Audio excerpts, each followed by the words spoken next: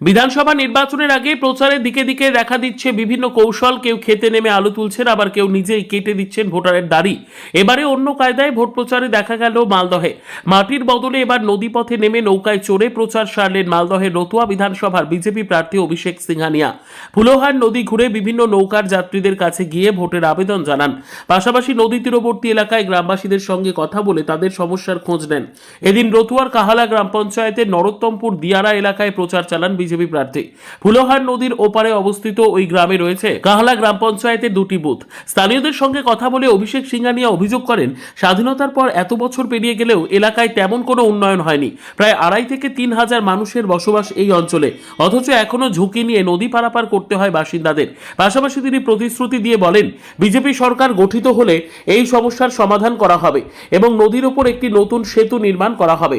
এই যে নরোত্তমপুর দিয়ারা, তার মানুষরা স্বাধীনতার পরেও আজকে এখানে নিম্নতম সুবিধাটুকু নেই। স্কুল আছে, মাস্টার নেই, কেউ মাস্টার আসতে চায় না, কারণ রাস্তা পথ নেই। ডেলি বন্যার সময় জল ভরে যায়, বন্যাতে দেখছেন তো আমরা নৌকা করে আসলাম। স্বাস্থ্য কেন্দ্র নেই, মানুষ বাঁচবে কি করে? কারোর যদি অসুস্থ হয়ে যায় তাকে নৌকা করে রাত্রেবেলা রতুয়া যেতে হবে, কি করে যাবে? এর সরকার আসলে আমরা প্রথমে রতুয়ার নদী ভাঙনের সমস্যা, এই যে এখানে ব্রিজ করার ব্যবস্থা, 1120 কোটি টাকা কেন্দ্র সরকার দিয়েছে এই নদী ভাঙনের জন্য। কিন্তু কি করেছে? সব লুটে পুটে খেলেছে। দিদির ভাই, এই যে সমর মুখার্জি দিদির ভাই। অন্যদিকে এই ঘটনাকে কেন্দ্র করে রাজনৈতিক তরজা তুঙ্গে উঠেছে। বিজেপি প্রার্থীর এই প্রচারকে কটাক্ষ করেছেন মালদহ জেলা তৃণমূল কংগ্রেসের সভাপতি আব্দুর রহিম বক্সি। তিনি তীব্র ভাষায় আক্রমণ করে বলেন, এতদিন এলাকার মানুষের দুর্দশার সময় বিজেপি প্রার্থীকে দেখা যায়নি, এখন ভোটের আগে নাটক করতে নৌকায় চড়ে প্রচারে নেমেছেন। একই সঙ্গে তিনি দাবি করেন, নদী ভাঙন সমস্যার সমাধানের দায়িত্ব কেন্দ্রীয় সরকারের, কিন্তু সেই দায়িত্ব পালনে ব্যর্থ হয়েছে বিজেপি। জলে ডুবে মরা উচিত।